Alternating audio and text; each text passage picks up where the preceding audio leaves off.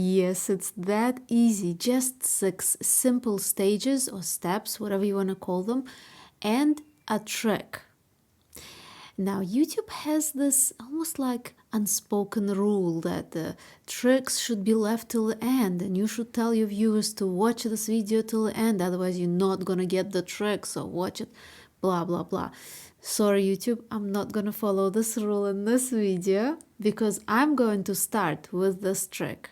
The trick is I'm not going to use white paper.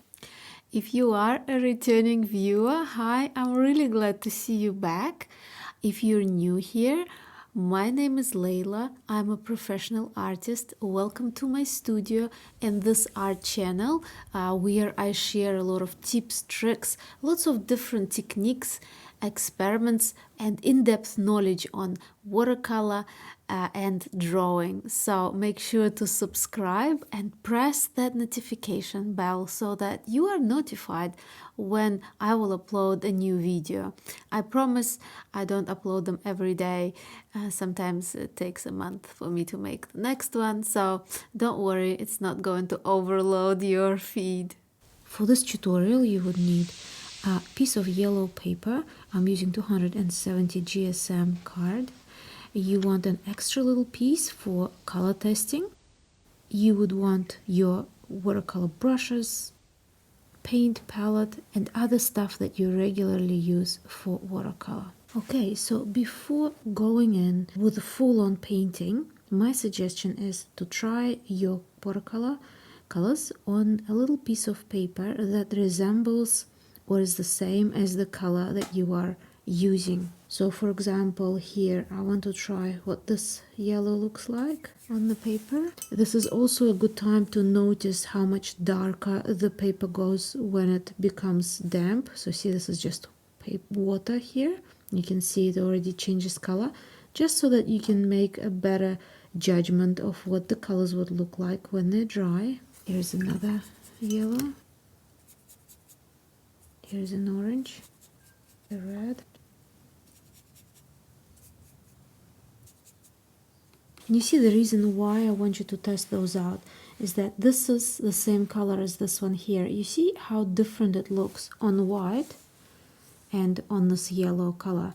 Now, if I have a different shade of yellow, like for example this, and I will use the same color, it will look different altogether.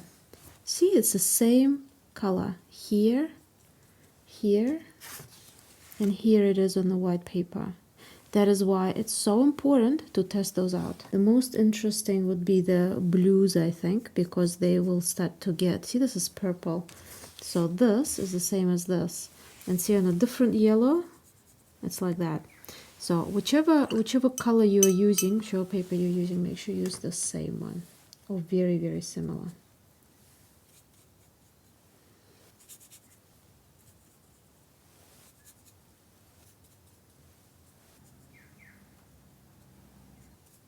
Can you see how different these colors look?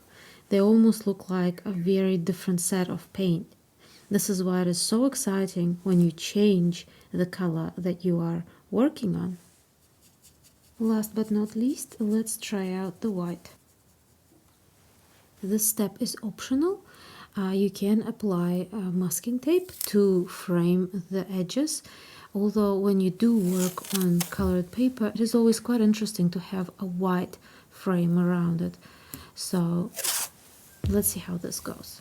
And just like with regular watercolor, you can create a pencil sketch, like a preliminary sketch.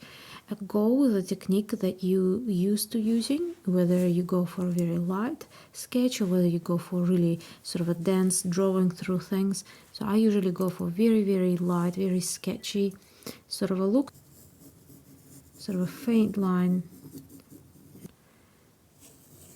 something like that is sufficient enough. Okay, so now I'm going to mix up a lovely pink color, which looked really nice on the little test. So what I'm going to do is I'm going to pre-mix enough of this color. I'm also going to add just a tiny little bit of yellow to it, just a little bit, just like that, just to orange it up a little bit. Now I'm going to wash my brush and I'm going to dampen whole paper. This is not watercolor paper. It is reasonably heavy card, so it should be withstanding having some reasonably heavy water applied on it. I don't think it will handle well rubbing when it is wet. You want to work very softly. That's why I've got my squirrel-like brush, which is really soft. So you can see how the paper is becoming darker when it is damp. Now I'm going into the color that I've pre-mixed, and I'm just applying a little bit, almost like this sort of a center, how would I call it? Almost like a spotlight here in the middle that I'm leaving through, and then I'm applying a little bit of that pinky orangey color. Now here I'm going to go for more yellow, just in the center here.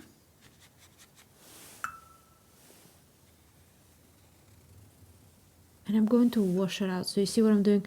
I'm just adding more and more water to the brush and diluting the paint, and now I can even absorb the water to create a very smooth transition. Now I'm going back for that pink, now just on its own, and adding a little bit of. If you are one of those people who have already subscribed to this channel and you have watched almost all the videos that are here on YouTube, but you'd like to see more, go over to my Patreon page, where starting from $2 you can support this channel and help me make more videos for you here on YouTube. But also starting from $8 a month, you'll get access to hundreds of videos over on Patreon, tutorials, behind the scenes videos, quirky little interesting things, art trip and plein air videos. I'm not even talking about things like voting for your next tutorial, as well as winning prizes and playing art games there. So guys, really, if you haven't been there, please go over to the Patreon page and check it out. I'm pretty sure you will really like it there. Now the key is to make sure that the color is quite uneven. You don't want just a very smooth gradient, because there'll be a lot of foliage that will want the sun to be sort of shining through. We want to create that really strong glow with the use of the pink.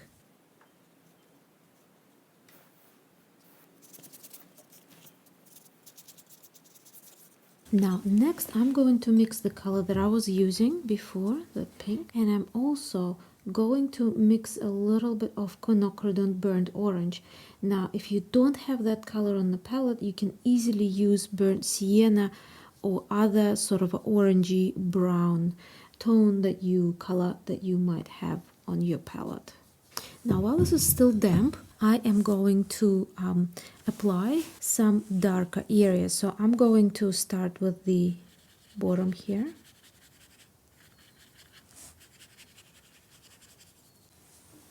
Because all this is going to be a ground sort of a vegetation.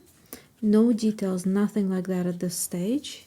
Just sort of adding your main colors, covering larger areas.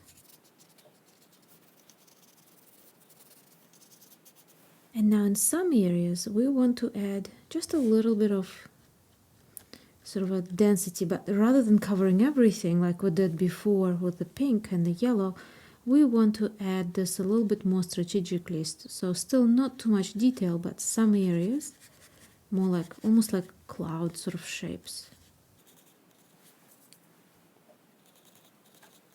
Later we will turn them into tree tops.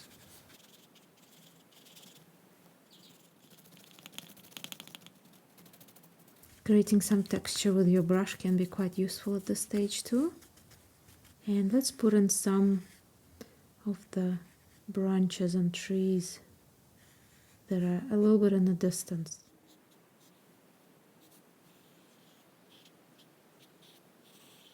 You see the landscape is already shaping up. You see how easy it is, guys? I'm telling you, whenever I try to find tutorials to show, I always try to go for really easy to follow, but something that you get a really cool look at the end with. So if you're a total beginner, don't be afraid, just follow along and you'll see how cool this will turn out for you.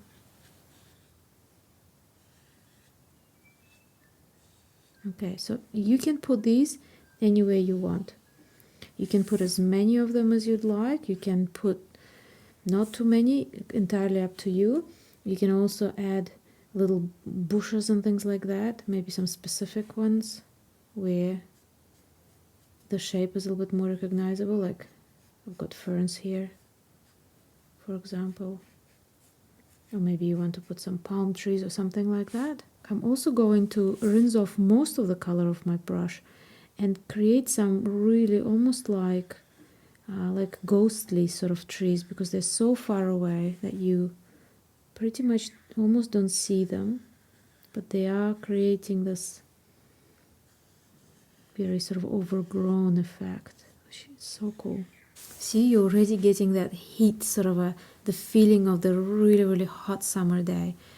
And guys, it's all thanks to the paper. But keep watching, because it's gonna get even cooler in a second. Or hotter, should I say? I don't know. You tell me in the comments. Okay, so next I'm going to mix the quinacridone burnt orange, or as I said before, use your burnt sienna or any other brown that has an orangey sort of a tinge to it. You can even premix your own color to resemble this. And Madder Lake red here, so you can use any deep red. You could use something warm or you could use something cool. Both would work. You just want it quite dark, really. Okay, so I've got this color, and now I'm going to go over areas that I want to be even darker. Okay, so things that are close, in close up. And again, we're starting to get it into even more detail in some areas. And in this situation, you have two choices. You can either go over some of the trees that you already painted, if you want to keep your tree numbers a little bit smaller, or if you want to add more trees, go with branches and tree trunks in between the ones that you've already created. That's actually what I'm going for, that option number 2.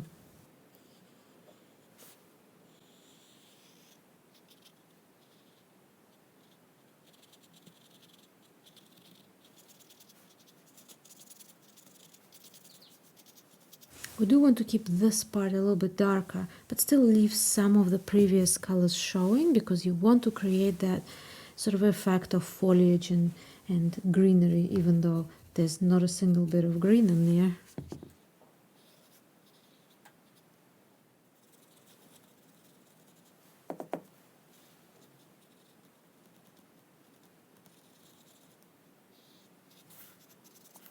So you guys, when I film these videos, I usually cut out a lot of things that I think are necessary. So if I showed you how to premix the paint once, I do crop areas, crop bits of the footage where, say, I need to mix more and more as I run out. So just, if you are following along and it takes you longer and you feel like, oh, look, Laila does it so quick, don't feel like you're doing something wrong. It is just because of the video editing. So usually these tutorials take me much longer to complete, and a lot of the stuff is usually, unneeded stuff is usually removed from the final video. For different types of foliage, you can try different brush marks. And you can try different brushes as well. So you see, I've been mainly working with this brush, but you can try other things. Like, for example, I've got this very long, thin brush, like that. And it's perfect for doing very thin branches.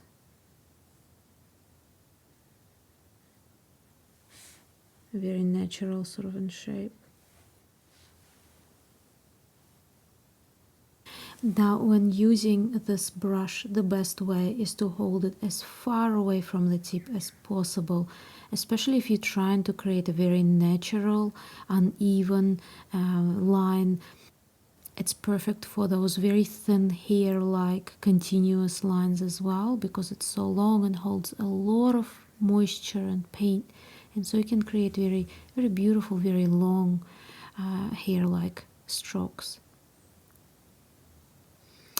But this brush does not really give you very much control over it, so as I said, it's perfect for those natural lines like little bits of grass or branches of the trees. But if you want to have quite a bit of control, where you want to know, for example, you're painting a portrait and you want to paint eyelashes or eyebrows, then a brush with a shorter bristle would be much more suited for the job.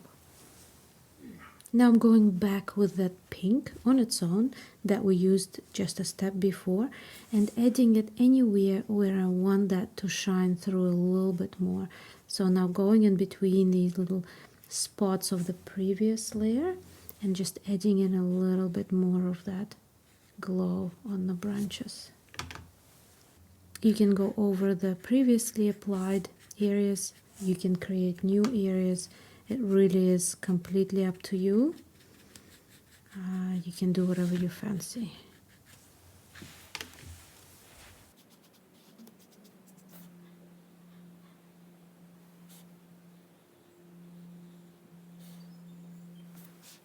Add your little grassy bits and all sorts of other little twigs and things, because now it is getting close to the time when you want to create some more details and just create a little bit more of a description of what's going on in there as well. Don't forget to create horizontal lines as well as vertical. Otherwise your composition might end up looking too stretched.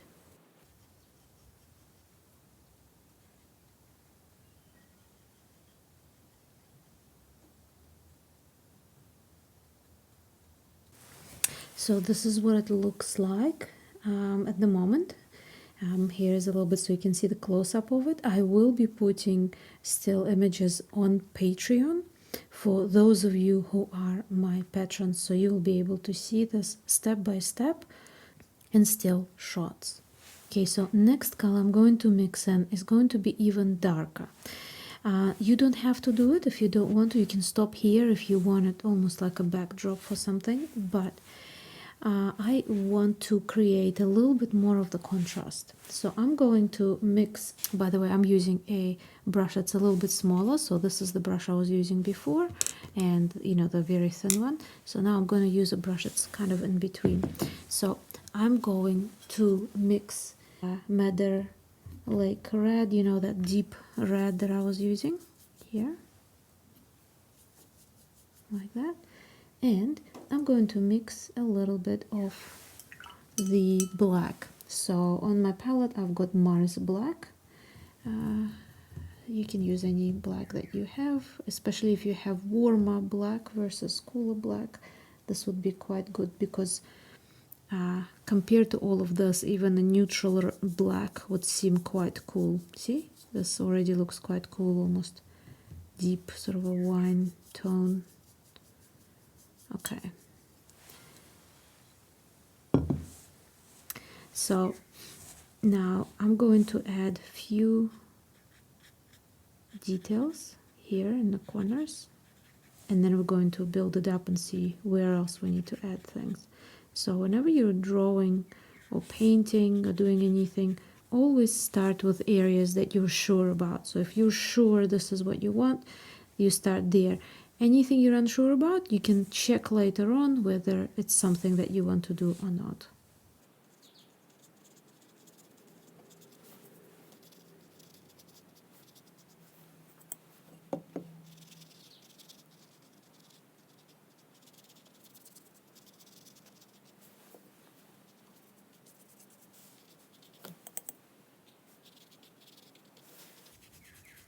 Here I'm going to create a separate little bush like this. It's quite dark. And I'm gonna grab a smaller brush and add a few little branches.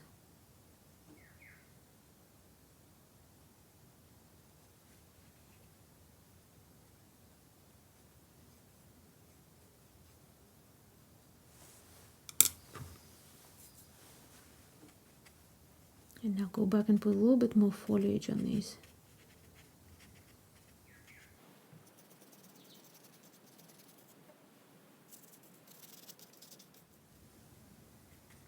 And just a little bit on the tops of the trees, just small areas. I don't want to overpower it. You know, all that lovely pink vibrancy that we've created. I don't want to go over all of that. So make sure you don't sort of just go and cover everything. But if there are areas that you want to bring out, that you want to stand out for the sake of the composition, or perhaps you telling a story in your artwork, then please do so.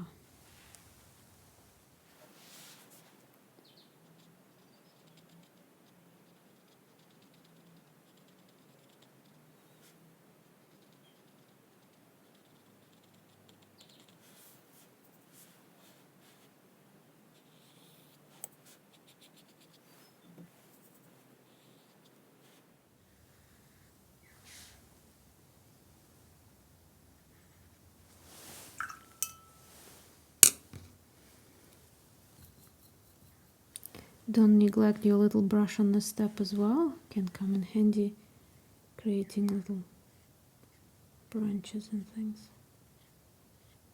Okay, now let's have a look and see if we want to add any other areas a little bit darker with that same color, with the same step. I think I'm going to just cover over this. Some black again in there. And just deepen this. So it's all the same color, everything the same. I'm just going with another layer over areas I want a little bit darker.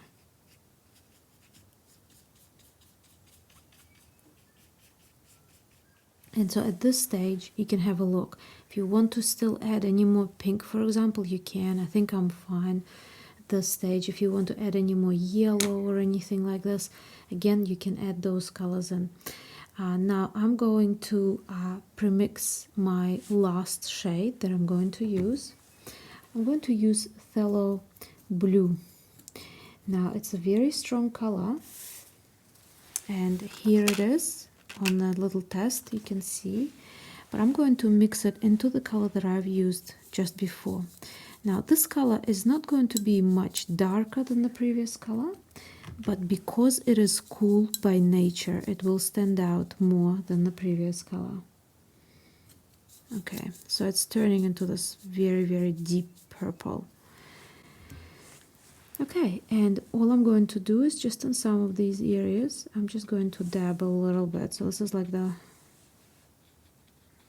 last bits of shade.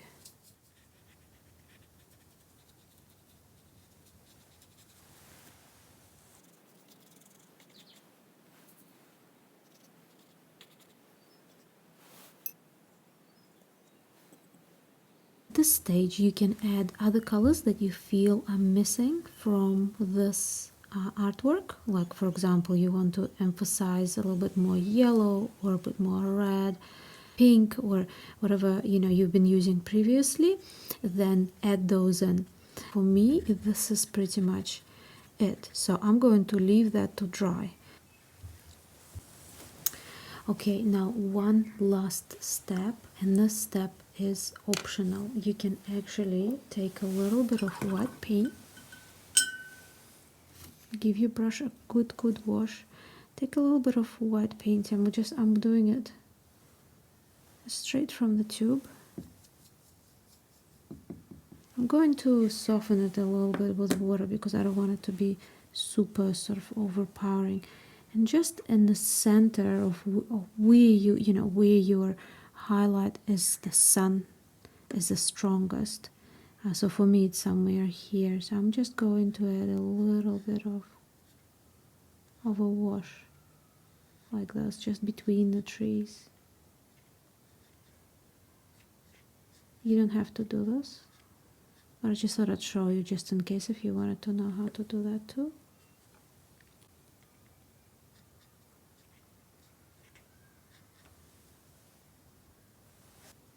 And then we can grab paint that's a little bit more denser and apply that as well right in the center of the highlight.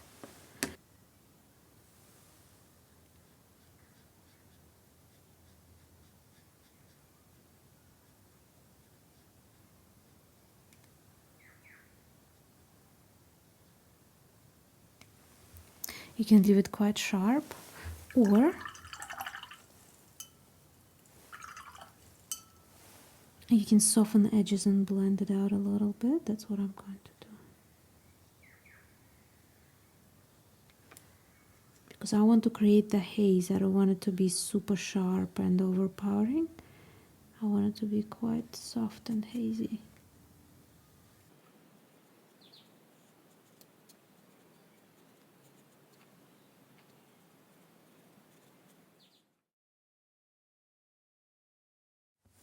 Okay, so here we go. Almost all of it is dry. I still have a couple of sort of spots that are a little bit damp, but I won't bother waiting for them to dry. I'm going to remove the masking tape.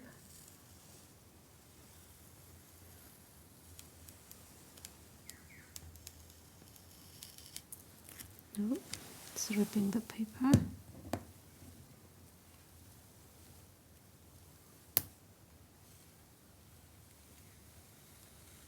Because remember, you guys, this is not watercolor paper,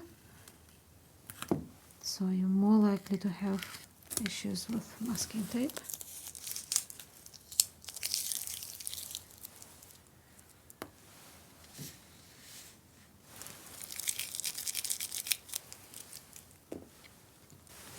So here we go. This is what it looks like with having the yellow frame, but I will show you how cool it will look once you put white against it. I'll be back in less than a second for you guys. And here we go. I've got a white little frame. So see, it creates a very different look. All of a sudden that yellow is just much more denser and much more intense. So just by changing what color you have next to it, you can really change this sketch, this artwork altogether. You can, of course, go for other colors on, say, for example, yellow paper. You can use greens and do the same thing. And again, it will create a very interesting look, very different from what you would get it like if you were using white paper. So don't forget to experiment. It's a very important thing. Experimentation is everything, guys. You can be watching as many videos as you'd like, but if you don't have the brush in your hand, you know, it's not really going to progress far. So make sure to try things out. And even sometimes if you're worried about starting a full-on big artwork, just going for a little tester like this, you know, you start out with testers, then one thing will lead to another, and you will find yourself painting more and more. So if this is your goal, definitely go for that. Enjoyed this video, and I hope that you got something new out of it. If you did, remember to subscribe if you haven't so far. Press the notification bell to be notified about all the next videos that are going to be popping up soon. And I want to say a big thank you to the wonderful patrons that are supporting this channel already. I hope you all guys have a lovely day. Make sure to watch more videos that are popping up on your screen right now, and I look forward to seeing you in the next video. See you soon. Bye bye.